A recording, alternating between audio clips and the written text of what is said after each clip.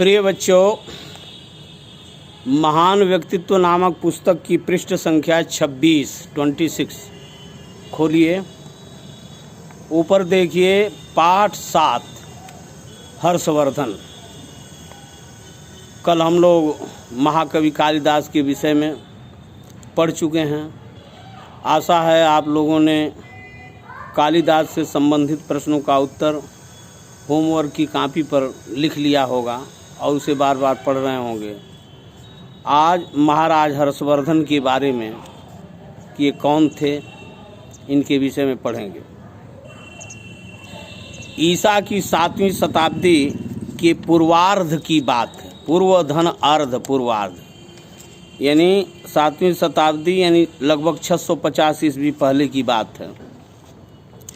प्रयाग में बहुत बड़े दान समारोह का आयोजन किया गया था।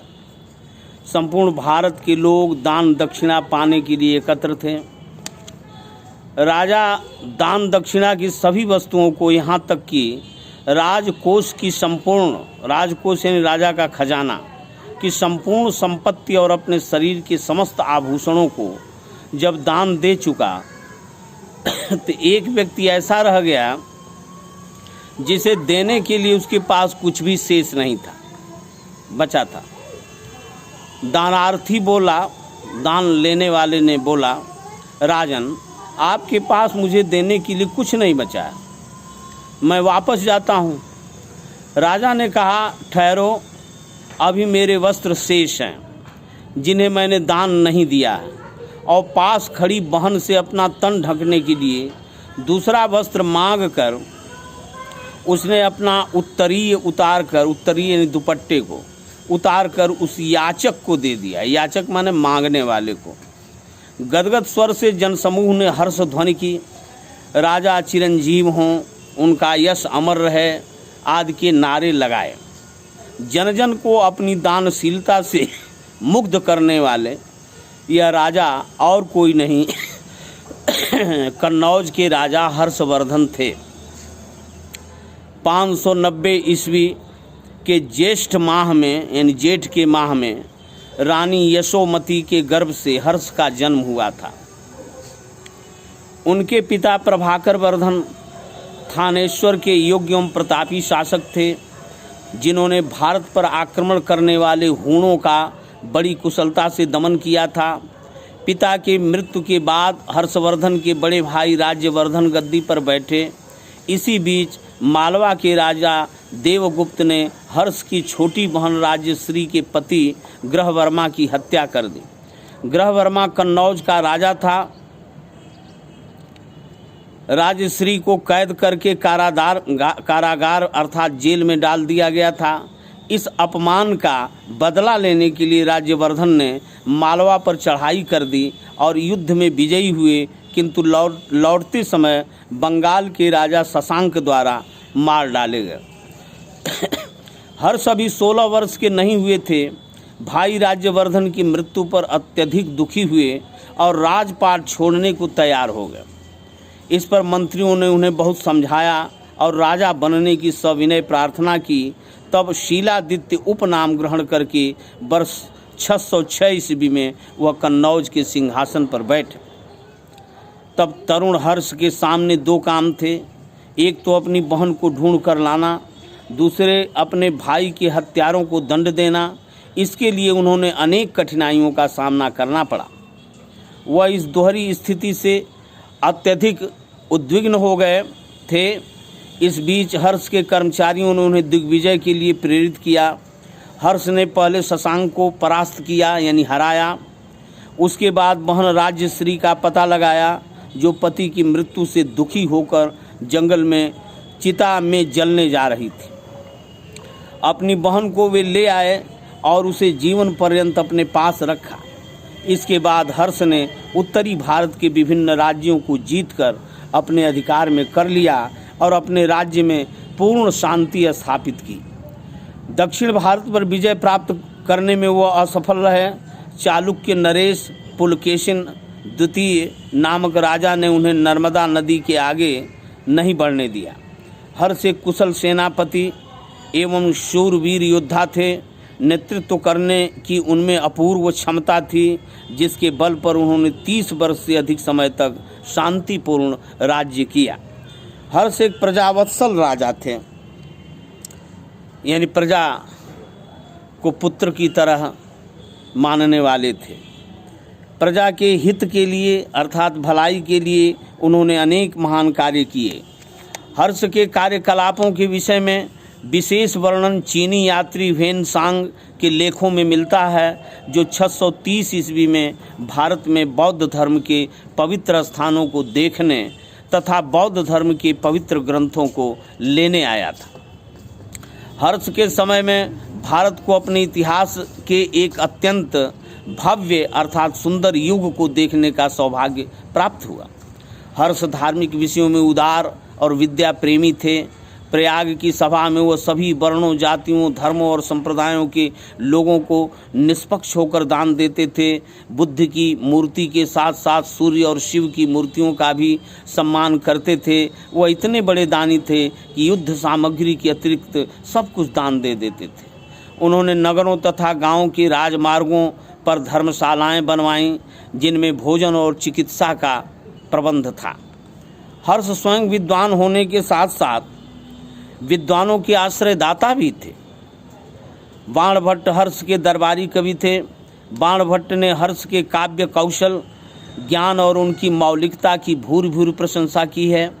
हर्ष ने संस्कृत भाषा में रत्नावली, नागानंद और प्रियदर्शिका नामक नाटक लिखे।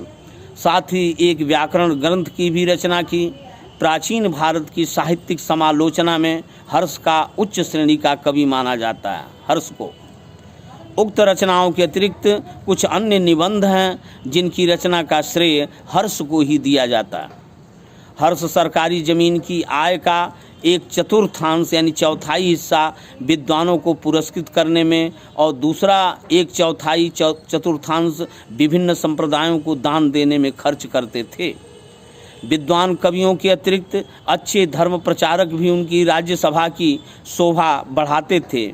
इनमें सागरमती, प्रज्ञा रश्मि, सिंह रश्मि और ह्वेन सांग आदि प्रमुख हैं। हर्ष की नीति अहिंसावादी थी। उन्होंने अपने राज्य में सर्वत्र मांसाहार को निषेध कर दिया था। उन्होंने जीव हिंसा पर रोक लगा दी थी तथा कठोर दंड का प्रावधान कर दिया था। हर्ष के समय में वास्तुकला, शिल्प, गृह निर्माण के अतिरिक्त विविध कलाओं में भी भारत बहुत उन्नत था। ह्वेन सांग ने उस काल के नाना प्रकार के वस्त्रों का विशेष उल्लेख किया है। नगरों में कन्नौज, प्रयाग, मथुरा, थानेश्वर, हरिद्वार, रामपुर, पीलीभीत, अयोध्या, कौशाम्बी, वाराणसी, रंगपुर आदि विशेष रूप से समृद्ध एवं विकसित थे। ये नगर स्तूपों, विहारों, मंदिरों, अतिथि भवनों, धर्मशालाओं एवं सब प्रकार की सुख सुविधाओं से परिपूर्ण थे। हर्ष के शासनकाल में भारत का आंतरिक शासन सुव्यवस्थित हो गया था, जिसके फलस्वरूप विद्या, व्यापार, संस्कृति, कला आदि क्षेत्रों में बहुमुखी विकास हुआ और पड़ोसी देशों में भी इसका ऐसा प्रभाव पड़ा कि वे लोग भारत को विवेक और संस्कृति का केंद्र मानकर अपनी ज्ञान पिपासा को तृप्त करने के लिए इस पुण्य भूमि की शरण में आए।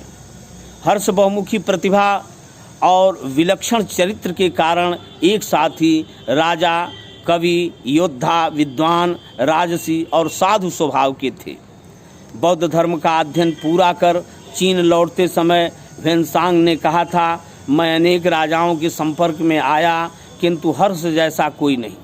मैंने अनेक देशों में भ्रमण किया है किंतु भारत जैसा कोई देश नहीं। भारत वास्तव में महान देश है और उसकी महत्ता का मूल है उसकी जनता तथा हर्ष जैसे उसके शासक। अब अभ्यास प्रश्न देखो, लिखा है हर्षवर्धन किन परिस्थितियों में सिंहासन पर बैठा। हर्षवर्धन के जीजाश्री की हत्या हो गई और उनके बहन राजश्री को कैद करके जेल में डाल दिया गया।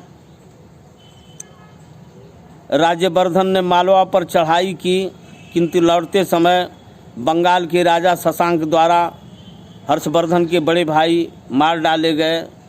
उस समय हर्ष अभी 16 वर्ष के नहीं हुए थे। भाई की मृत्यु पर बहुत दुखी हुए और राज्यपाट छोड़ देना चाहा, लेकिन मंत्रियों के समझाने पर वे 606 ईस्वी में कन्नौज के सिंहासन पर बैठे। हर्ष के दान से संबंधित किसी घटना का उल्लेख कीजिए।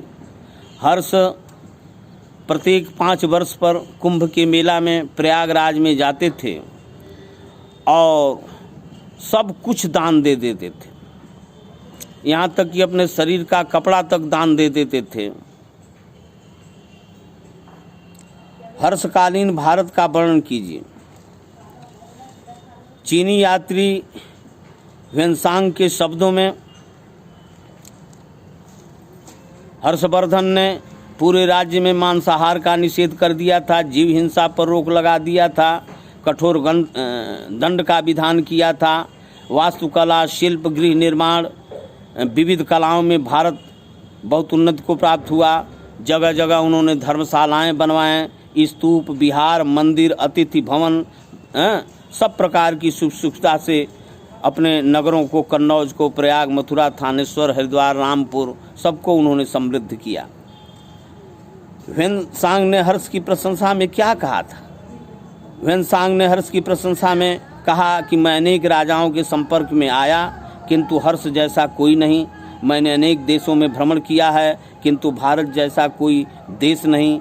भारत वास्तव में महान देश है और उसकी महत्ता का मूल है उसकी जनता तथा हर्ष जैसे उसके शासक। कैसे पता चलता है कि हर्ष की नीति अहिंसावादी थी? इसलिए पता चलता है इस तरह से कि उसने मांसाहार को निषेध कर दिया था, जीव हिंसा पर रोक लगा दी थी और उसके लिए कठोर दंड का विधान भी कर दिया था। इसलिए पता चलता है कि हर्ष की नीति अहिंसावादी थी। ठीक है, इन्हें पढ़िए और इनके प्रश्नों का उत्तर गृह कार्य की कॉपी में लिख डालिए और याद करिए।